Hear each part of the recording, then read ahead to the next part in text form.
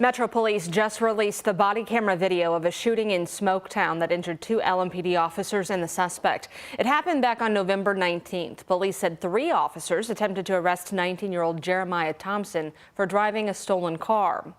I'm not doing nothing. I'm not doing nothing.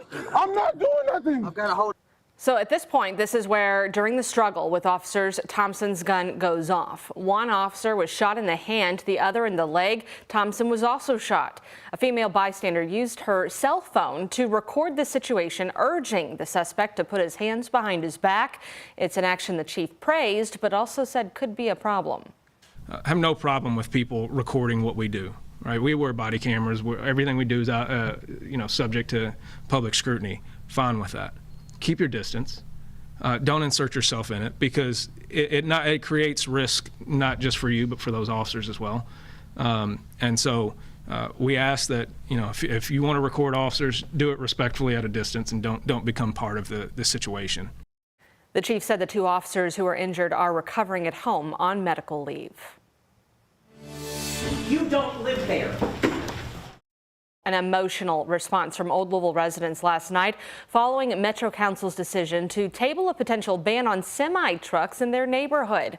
These residents claim heavy trucks rattle the foundations of their old homes and threaten the safety of walkers and bikers. Our Clary Shaley and photojournalist Levi Hammer were at that meeting and explain why officials decided not to act.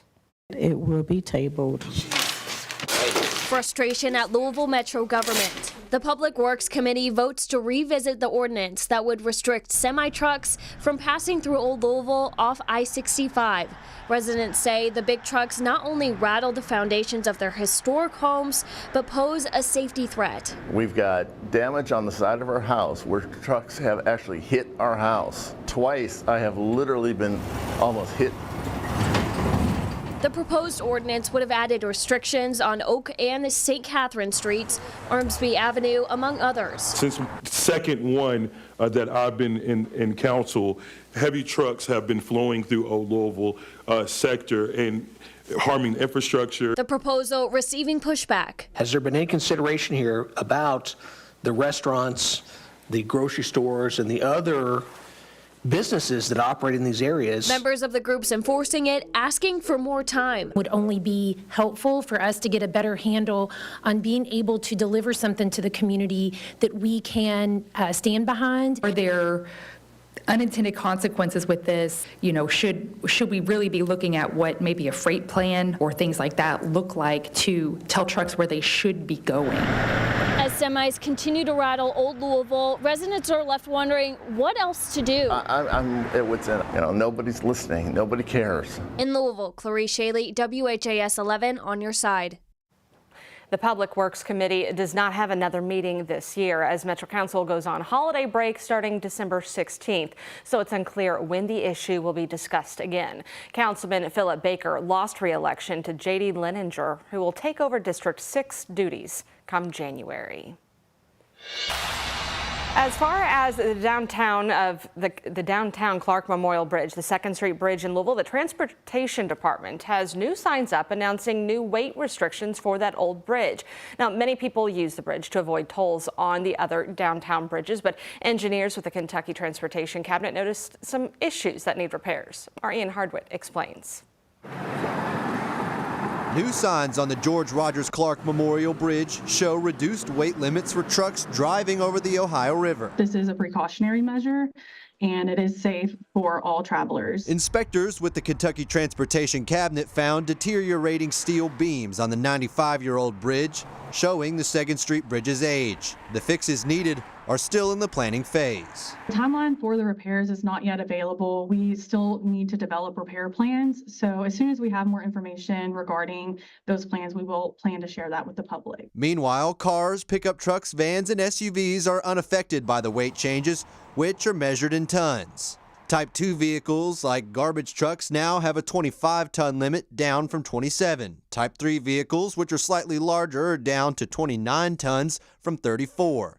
And Type 4 vehicles like semi-trucks are down to 36 tons from 40 tons. There are also additional weight restrictions for vehicles with even more wheels. On average, all changes account for a 15% reduction in weight. However, the size of trucks driving down the old bridge remains unchanged. Right now, there are no plans to change any of that. Of course, should something come up, we will evaluate. The northbound sidewalk headed toward Indiana closed on Tuesday for repairs to the steel supporting the concrete. But on this side, where that truck dangled over the Ohio, well, the engineers said this is just fine. While KYTC engineers plan out their repairs, the northbound side remains closed. They stand by the bridge's integrity even as it stretches towards its 100th birthday. KYTC said it is not actively tracking the weight of vehicles across the 2nd Street Bridge and that enforcing these restrictions is up to local law enforcement. Well, the task force created to evaluate JCPS is asking for more time and to be extended into the new year. The bipartisan group made up of lawmakers, community leaders, and parents has met 10 times since March. Originally, they were supposed to present a plan at the end of this year. But Monday, the group told Senate leaders it needs more details to make any recommendations. The group said testimony from teachers, community members, and other state departments called for more funding for transportation and reduced class size. They want more time to address these issues, discipline, and the search for a new superintendent. And at last night's JCPS board meeting, we asked retiring Superintendent Dr. Marty Polio what he hopes this task force will tackle. For me, I continue to say the greatest needs in public education right now are staffing, especially when it comes to teachers, bus drivers, and student attendance. So any assistance that we get from the task force around that would be greatly appreciated. The task force was initially scheduled to wrap up on December 1st. There's no official word on how it would continue into next year. Sick Kentuckians can now search an online registry of doctors and nurses authorized to certify patients for medical marijuana. Those with qualifying conditions can search by city, zip code, or county to find the closest practitioner and set up an appointment. That registry was supposed to launch Sunday but did not go online until this morning. The Office of Medical Cannabis stated several practitioners inadvertently provided personal contact information, which then had to be corrected. As of today, the state says there are 180 authorized practitioners across Kentucky who can approve patients for medical marijuana. You can find that link to the registry on WHAS11.com.